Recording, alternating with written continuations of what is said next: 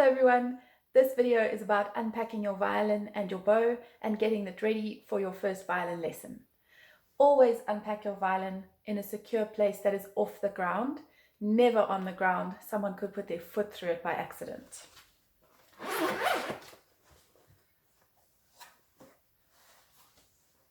Keep a yellow duster in the case, give it a wash so that the fluff is removed, and I will show you afterwards how you can clean your violin after playing it. This is a shoulder rest. This shoulder rest is wider at one side and narrow at the other. Not all shoulder rests are like that, but you will always find this dip in the shoulder rest, and that's the part that's going to go on your shoulder. The raised part will go more towards your collarbone. So when you're putting the shoulder rest on, here's the chin rest. Below the chin rest is where the wider part, or the part with the dip in your shoulder rest, should go. So I place it there, right next to this little lip here, and then I take the other side and I slide it on like that. So it will be at an angle, and this is the side with the chin rest. You can place it differently so that it is comfortable for your own neck and shoulder. This is comfortable for most players, and when you hold the violin, you need to be able to position it so that you can hold it without your hand. So if it's sliding forward or if it's uncomfortable here, then you might need to make a change. I would say uncomfortable, sometimes it's not quite comfortable, you're still getting used to it, but if it's sore, then you should make a change. What you can do is take your cloth that you're also going to use to clean your violin, and you can fold it and put it underneath the chin rest and hook it underneath the shoulder rest. So this blocks off the metal part that could be causing a bit of discomfort, and that's also quite a nice comfortable position. I'm sure that you can buy things like this in the shop. I haven't come across one though. Other alternatives to the shoulder rest is a sponge with an elastic round, but I really do like the shoulder rest because it allows you to do that. The bow. Okay, so you'll notice that the bow is loose. The horsehair is almost touching the stick, and that's how the bow needs to be put away. And every time you take it out, you're going to tighten it slightly using the screw. I'm going to show you something now that I don't want you to do at home, but it's just really cool, so I want to show it to you. If I undo this, and you can see it comes apart, and there you can see all the beautiful horsehair. Horsehair is really strong, which is probably why they use it. Very important never to touch the horsehair. Even when our hands are clean, there's an oil on our skin, and it causes problems with the bow. Okay, so when you take it out, a good idea is to hold what's called the frog and the stick between your fingers, and then you tighten it by turning the screw in a clockwise direction. It must never look like a bow and arrow.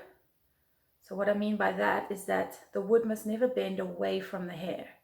The wood must always bend towards the hair, and about the width of your small pinky finger should be in the middle there. So you can see the wood is still bending towards the hair, but there's a bit of a gap there. Okay, then your violin should come with rosin, which we must always put on. A new bow with no rosin on it will make no sound at all. It's very bad to use the bow without any rosin because it breaks the little fibers off the bow, and eventually the bow won't work. Okay, rosin is very brittle, so you need to be careful that you don't drop it. I have dropped quite a few in my day, and you need to make sure that it doesn't bump into the metal part here because it can cause it to crack. So I always just put my thumb there, and then you do need to apply a little bit of pressure, and you kind of rub it up and down. And you should see a white powder forming on the hair. So always make sure that you apply rosin before you play.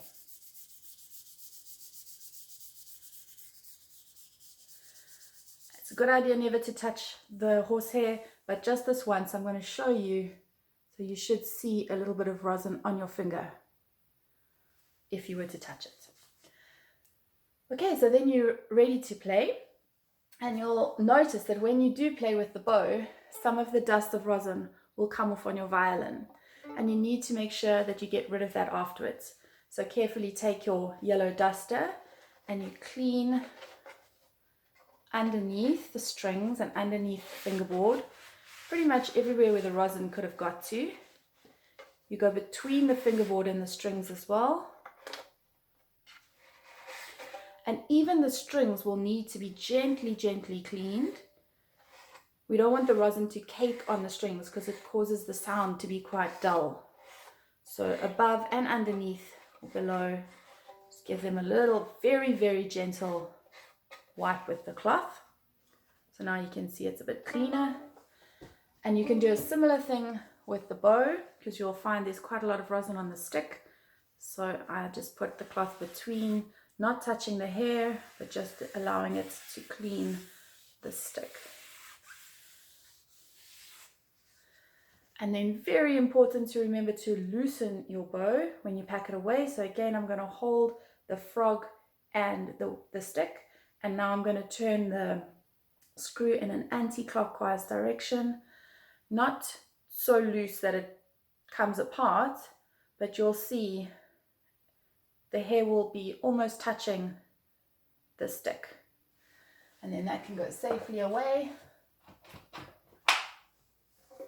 Take my shoulder rest off.